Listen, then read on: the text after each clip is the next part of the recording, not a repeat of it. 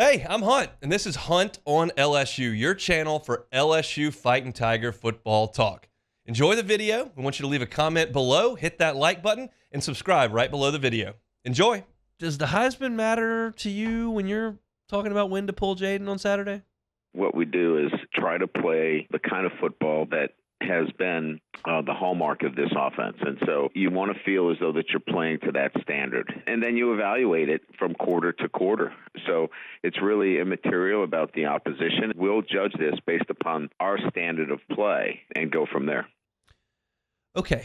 He left the door open there. He didn't dismiss the question. He basically told it like it is. Yeah, we're going to go out there and try to beat their brains in and score the ball every time we do.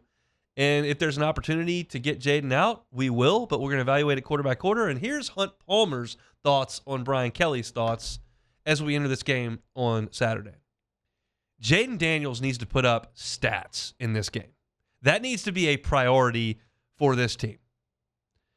Opportunities to win the Heisman Trophy late in November don't come around very often. And for Jayden Daniels, it's going to come around one time.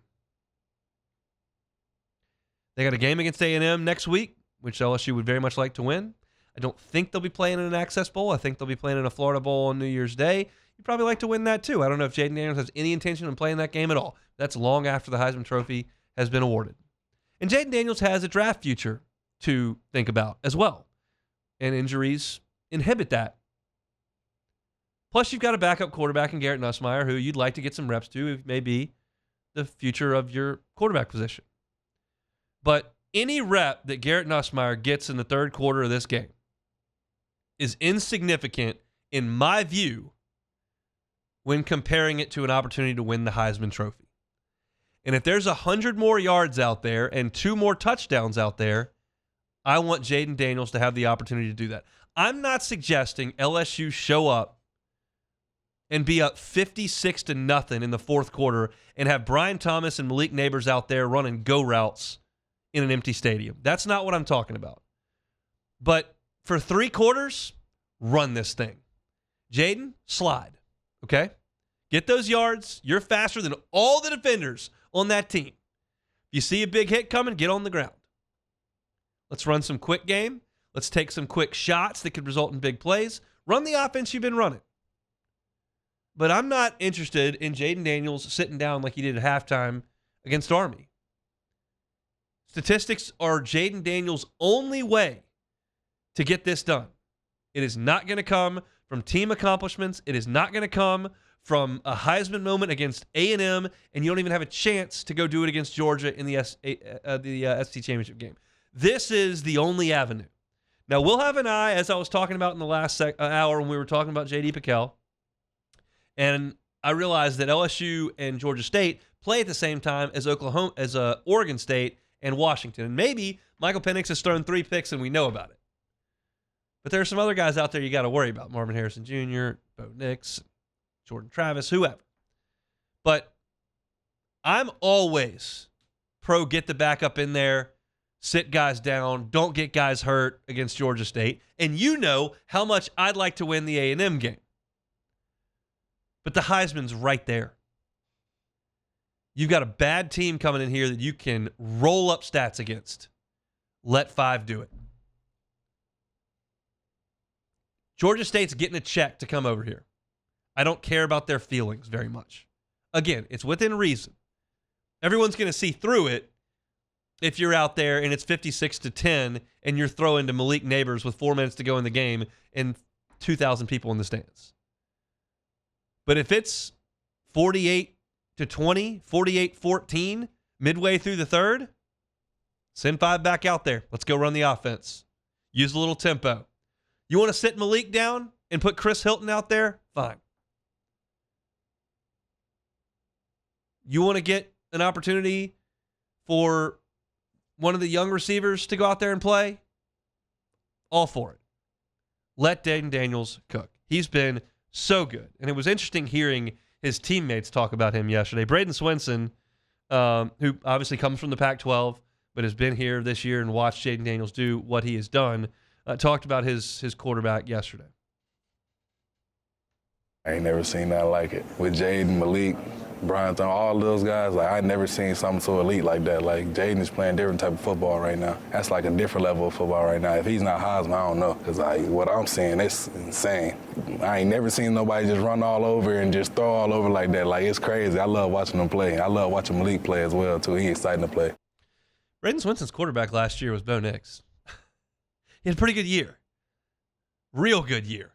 And Braden Swinson saying, I've never seen anything like that. And you look, I may not have in Baton Rouge either.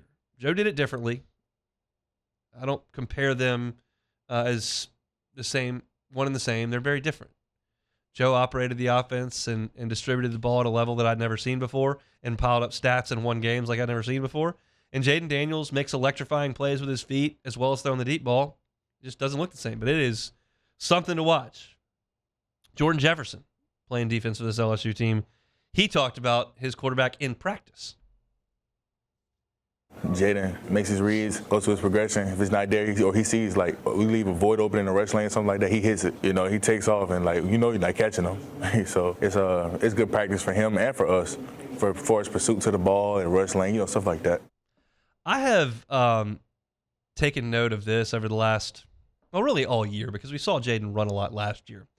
But there's something comforting about me sitting there pulling for LSU and snapping the ball to Jayden Daniels and seeing a linebacker or a defensive lineman try to make a play, and then Jayden starts running, and I immediately realize that guy has no chance to catch him. Not going to happen. What a defeated situation to be a defender and to get through the block of Will Campbell or Miles Frazier to get by Emory Jones. And that's the first part. That's a hard part to break free and to get into the open field. And then Five's back there, and you weigh 260, you got no shot. Sorry, you weigh 245, you got no shot. Some of the corners and safeties don't have a shot. But those linebackers and D linemen, it's just not a fair fight back there. Like just Jordan Jefferson saying, like, you're not going to catch him. It's like, why even line up on this play? First, I got to go through this 300-pound, 320-pound behemoth lineman. And then after I do that, I got to chase down a deer. That's fun. It's just been amazing to watch all year long, the progression of Jayden Daniels. And again, I will allude to this probably tomorrow and certainly on Friday and then my pregame show on Saturday. Leave him out there and roll up stats. If it's got to be 475 yards and 5 touchdowns, it's got to be 475 yards and 5 touchdowns. You need to keep a statistical advantage against some of those guys who have big stages. Michael Penix has a big stage this week and a big stage coming up in 2 weeks. Marvin Harrison's stage in 2 weeks is massive. Bo Nix's stage in 2 weeks is massive. Jayden Daniels has an opportunity here to just roll up some stats on the side stage. You got a Jazz Fest, and you got the big Acura stage in the front, and you got somebody over in a tent, the gospel tent over there. Jayden's in the gospel tent the last couple of days. People still notice it, and it's very good. It's excellent. But there's just not as many people watching as there are on the Acura stage. That's what he's up against. Hopefully, it's enough, and I think we'll all be paying attention inside Tiger Stadium on Saturday night. Hey, thanks for watching Hunt on LSU. Before you get out of here, do us a couple of favors. Hit that like button, leave your comments below, and subscribe to the channel for all your Fighting Tiger football talk. See you next time.